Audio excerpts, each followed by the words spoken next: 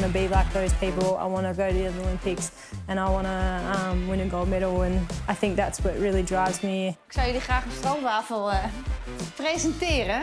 I feel very beholden to this museum and have a very special place in my heart.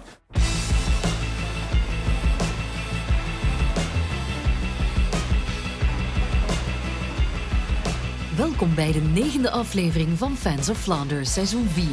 In het schoentje deze week. Wielrenster Amy Cure uit Australië heeft grootse ambities. De Nederlandse Carlijn toont haar Hollands paleis in Brussel. En de Amerikaanse Belg Howard ontdekt zijn familiegeschiedenis in het Red Star Line Museum.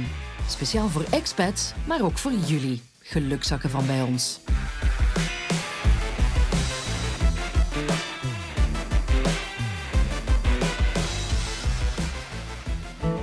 Sinterklaas heeft weer veel kindjes blij gemaakt. En Zwarte Piet weer veel volwassenen kwaad. En Nigel? It's the 6th of December, and we all know what that means. St. Nicholas. St. Nicholas and his little black helpers, because if you're black, you can only be a helper. Some people say it's a racist tradition because there's white people blacking themselves up to play the part of Black Pete. Other people say it's not racist because that's not black. That's soot from going through the chimneys. Well, if that's the case, how come they're black when they arrive here? Anyway, racist or not, let's solve it the Belgian way. Eat it!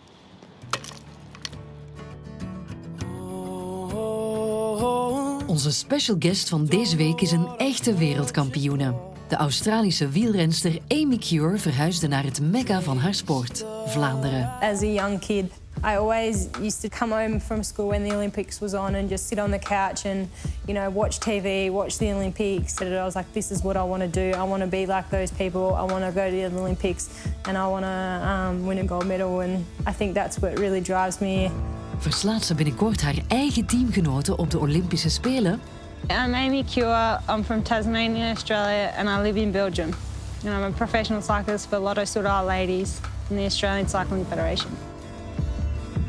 I started cycling when I was 12 years old. My parents took me along to watch a cycling event. I really thought that looks like fun and I wanted to try it. So my parents got me involved, took me to my local bike shop and couldn't get me off that bike.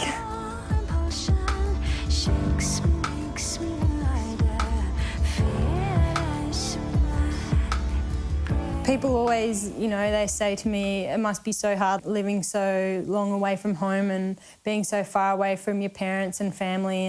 And for me, it is hard, but I think that's been one of the biggest things in my career that's helped me develop as a person, having to do everything by myself. And I think when I went away to my first World Championships, we were in Moscow in Russia, and it was a bit of an experience. To come home with 2 gold medals was amazing.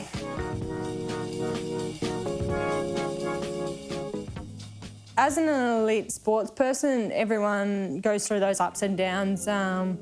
For sure, you have moments of doubt. For me, it was after the London Olympics in 2012. I was a bit upset when I went there and I didn't get to race. I was kind of the first reserve as such. I just missed out on getting a race, and I think for me that was really disappointing in myself. I was upset and I'd come all this way and I sacrificed so much, and not to be able to race on that start line it was really devastating for me at that time, and I did go through a hard period after that. My biggest dream is Rio, and everything I'm doing now is based into Rio and racing that race and hopefully winning gold and giving it the best out there in the team's pursuit. So all my training and everything I do now is based on that goal and hopefully standing on that winner's podium in Rio. Tijd nu voor een update van de voorbije week in Vlaanderen.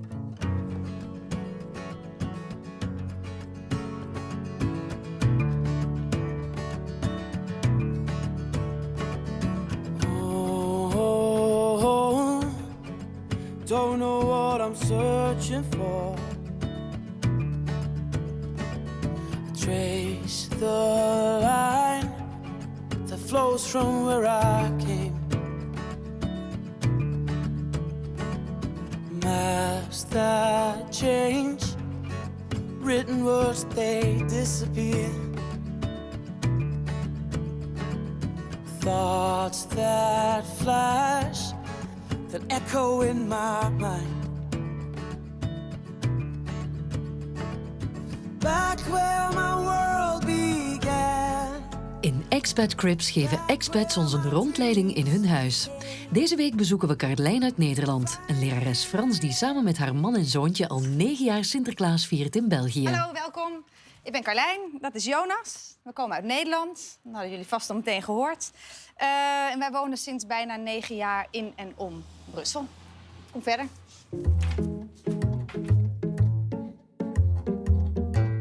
Dit is de keuken. Die is open, want daar houden Hollanders van. Schijnt, heb ik me laten vertellen. Ik zou jullie graag een stroopwafel presenteren. Een Hollandse specialiteit die ze gelukkig ook in Brussel verkopen.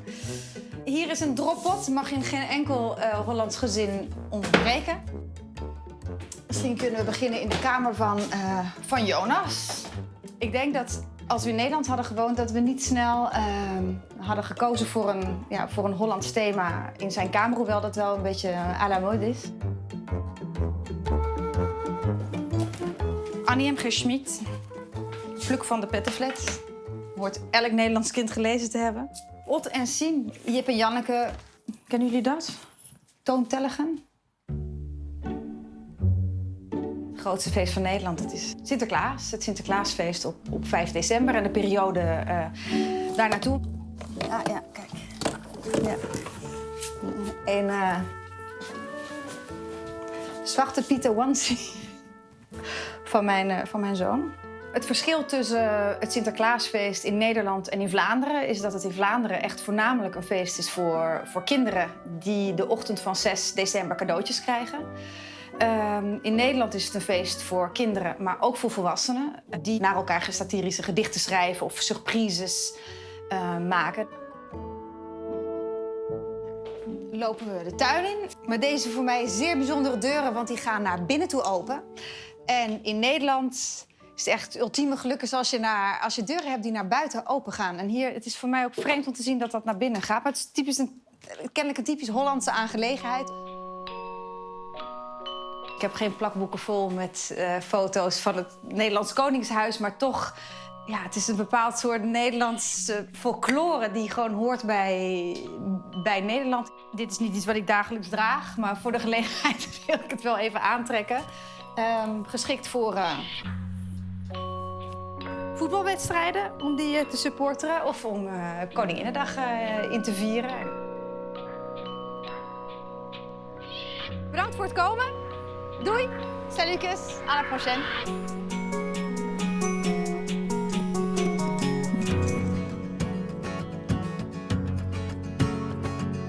Flying in an empty sky. Our planet is slowly dying. That's why there's a conference in Paris against climate change. Now, Belgium is facing a lot of criticism because other countries are just sending one minister with one plan to combat climate change, whereas Belgium is sending 4 ministers and they all have a different plan. That's Belgium for you, working 4 times as hard as the rest of the world to combat climate change. But anyway, come on, 4 plans? There's bound to be one of those that is okay.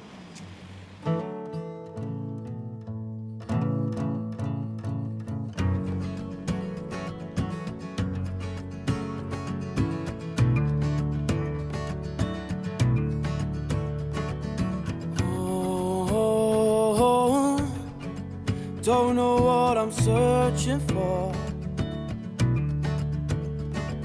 I trace the line that flows from where I came. Maps that change, written words they disappear. Thoughts that flash, that echo in my mind. Back where my world began, back where my dreams became. Flying in an empty sky, far on the clouds with no fear of landing. Chris heeft weer een mooi woord klaarstaan, maar deze week moet hij zich eerst even indekken. Voorzichtig, Chris. Good evening. Fans of Flanders in general, and Wabblief in particular, is not, nor will it ever be, sexist or derogatory towards women. If you want to see some of that, check out one of our popular TV quizzes. But tonight, let's make an exception by introducing you to the sloor. Yes, it is a she, and she comes in 3 more or less different types. The first is the inane, silly type, over or underdressed, not too much in the brain department perhaps, but huge following on social media.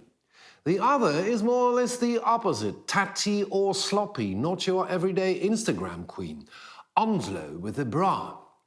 Now, the third type is the type of sloor that us Flemish people pity the most. Here you have a woman that gets bashed every time, no matter how hard she tries. She might be brave, but the first thing that crosses our minds when we think of this sloor is, poor thing. So there you have them, 3 types of sloor. But can you put them in the right order? Melodies are calling me.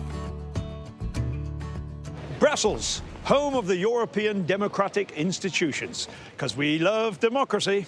That's why we will never, ever do business with countries that support terrorism, give women no rights, stone women to death, kill homosexuals. We will not work with those countries. Unless they invest money here, and then it's like, yeah, well, you know, it is an economic crisis after all. Close my eyes. Sinterklaas en Zwarte Piet zijn intussen weer vertrokken. Maar veel andere buitenlanders die per boot kwamen zijn gebleven. In het Antwerpse Red Star Line Museum ontdek je alles over de Atlantische oversteek tussen Antwerpen en New York. My name is Howard Liebman. I am an American, but I'm also a Belgian now, actually. I became a Belgian citizen a couple of years ago. Today, I'm visiting the Red Star Line Museum up here in Antwerp. It's a beautiful place, as I think everyone will see shortly, wonderfully renovated, and I'm looking forward to having a great tour of this museum.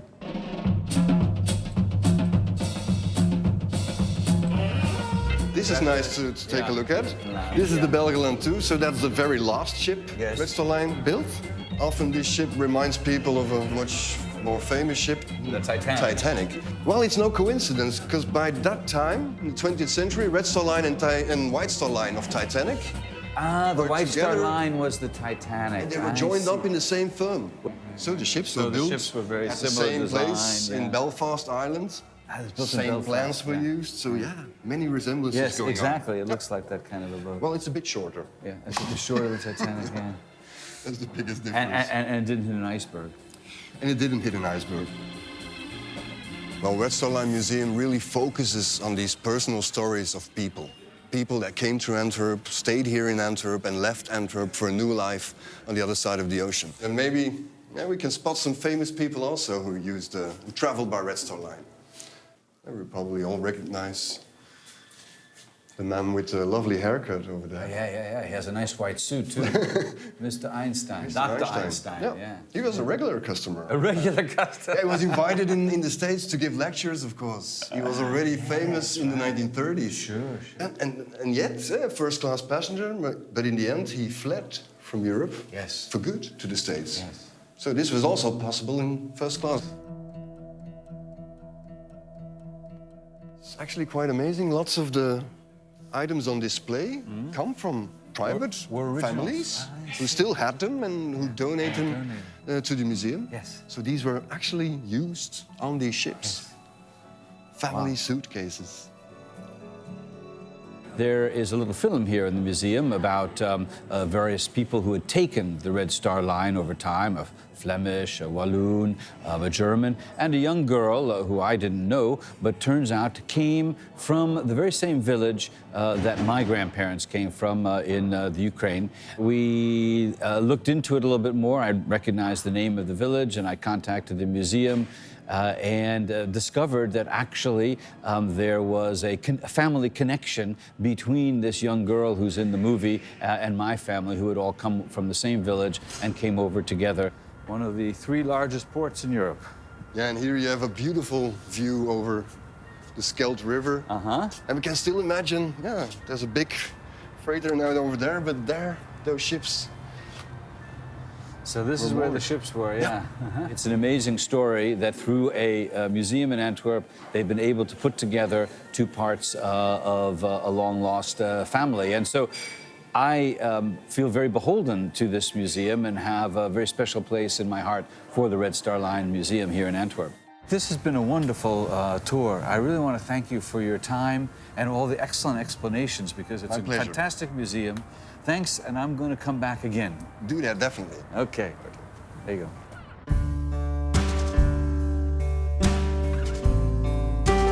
België heeft er sinds kort een nieuwe expat bij. Björn uit IJsland. Deze week kon hij zijn vader maar over 1 ding schrijven: Sinterklaas en Zwarte Piet.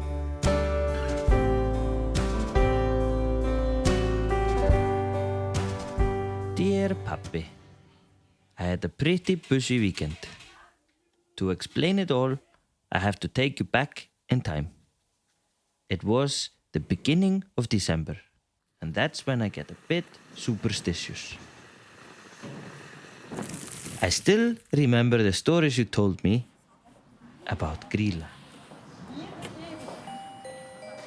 When the days get darker and colder, she comes from the mountains to hunt for little children who misbehaved over the year. When your parents are asleep, Grilla creeps into your bedroom, and if you had been naughty, she eats you alive. Luckily, in Flanders, they have something completely harmless. De zak van Sinterklaas, Sinterklaas, Sinterklaas. De zak van Sinterklaas, oh jongens, jongens, dit is zo'n baas. Daar stond hij, daar stond hij, daar stond hij. I've heard some people think it's a bit offensive, but I really don't see why. De zak van Sinterklaas. So you're from Iceland, I believe, yes? And aren't you hot in that hat? Oh, And all right, okay, why not? Hij is voor groot en klein. Sinterklaas and Zwarte Piet make you happy instead of giving you a trauma for life. I decided to be part of this tradition, and I called my cousin Snorri to help me out. My hat was a little bit big, but we came up with a solution.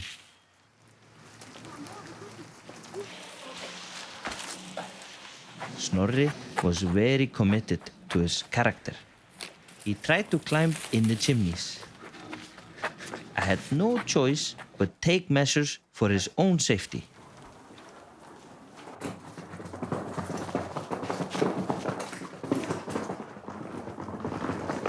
I had the feeling that some people were still a little bit offended. So we made sure our intentions were clear. But still, some guys got angry. They even called me a racist. And that's when it hit me.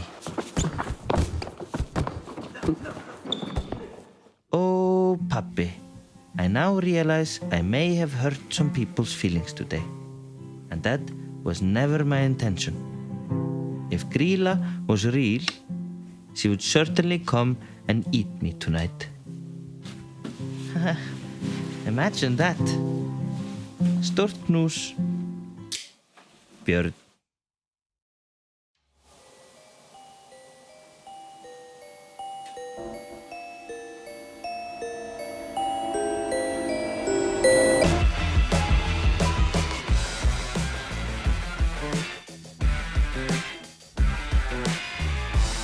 Can I get your autograph? Yeah, of course, man.